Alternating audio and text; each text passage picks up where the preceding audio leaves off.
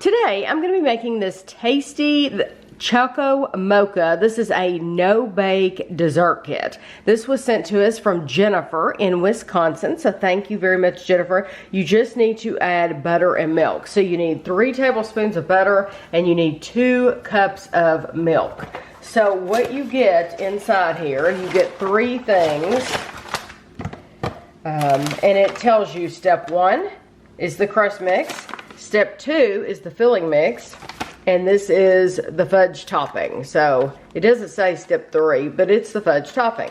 So for step 1, you need to take your crust mix and combine it in a bowl with your butter. And over on the side, you will see that I have a 8 by 8 inch pan.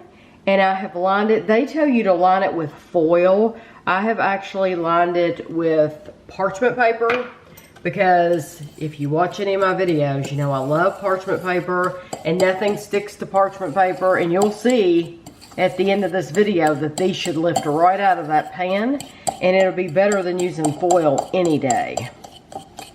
So this is your crust. So your butter is in there and you just want to make sure it all looks wet. So pour it into your pan.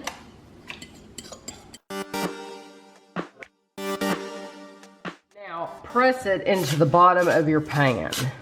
You know what? I forgot to do one of the steps it tells me to do. Completely forgot. It tells you to save a tablespoon of this.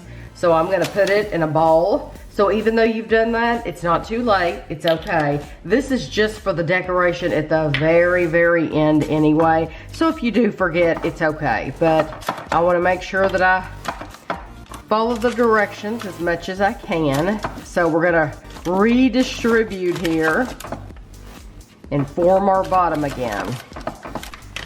So for the next step, step 2, you take your filling mix. And you do need to have a mixer. You don't have to have a stand mixer. You can just have a regular hand mixer if that's what you have. Pour your filling mix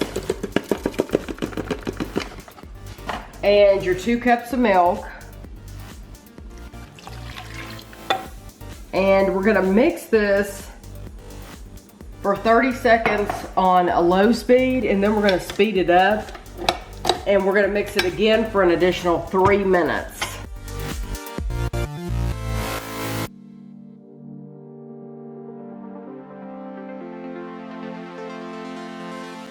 Been going for about 3 minutes and it looks thick. It looks thick like a pudding.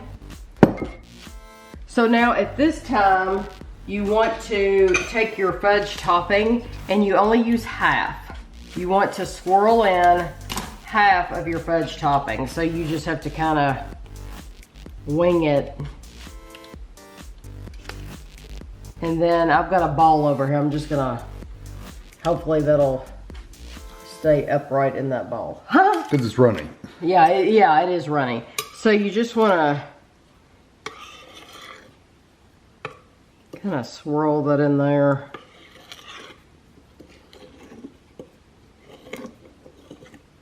Like that. And now you spoon it over the top of your mix here.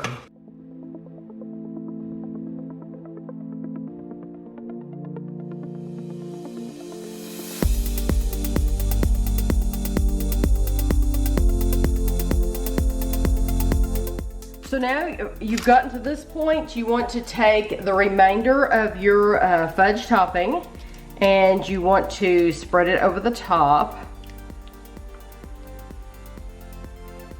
And then we're gonna refrigerate this for an hour. And then after an hour, you take, that's when you're gonna use the remainder of your crust. So don't worry about that, you will be using it. Okay, this is why I use parchment paper. Let's hope it turned out all right now that I've bragged about parchment paper. Pull it out. And it did stick to the parchment paper a little bit. That's okay. Just a little. Yeah, it's like pudding. So, I mean, that's normal. So, you're supposed to get 8 pieces out of all this. 8. So I'm gonna cut it in the middle. And then we're gonna do 4 slices, basically. Well, we'll see. Let's see. No, that's only gonna be... That's right. Yeah, that's right. Okay. 1 here, and then 1 here. There we go. We got our 8 slices. There we go. I was doubting myself. And let's see how one of them looks. I'll get one out of the middle. So that's how it looks. You can see the crust. And so now this is where your extra cookie crumbs come into play. And just to decorate it, you can put them over the top of the whole thing. I choose to wait until I get it on the plate. And then you could put some around the bottom of the plate too to dress it up a little bit, just to add a little bit. There we go. So let me just say before anybody else says anything in the comments, because I forgot to take my tablespoon of the crust, you're supposed to take your tablespoon of the crust out first thing before you add any butter to it. So my crumble on the top is mixed with butter. It's okay, it'll be good. I mean, either way. Might be better. Yeah, either way you're getting the butter, right? But I just wanted to say, if you remember to do that, then your crumble on top won't have butter in it. Or just not worry about it, just mix it all in the crust and don't worry about it. Exactly, because honestly, it doesn't matter whether you have that on top or not. It's just for looks. Yeah. Well, let's try this first and then we'll talk about what you can do with it. As packaged, it's 200 calories for an eighth, but with the butter and the milk, it's 270 calories. And it looks like a pudding or even a mousse. More like a pudding.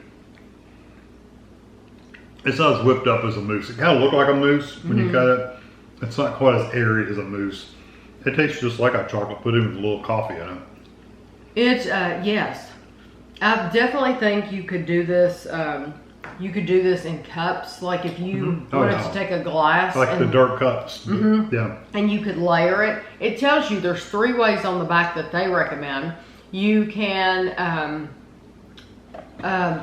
on the, not the back, on the side, make Choco Mocha cupcakes.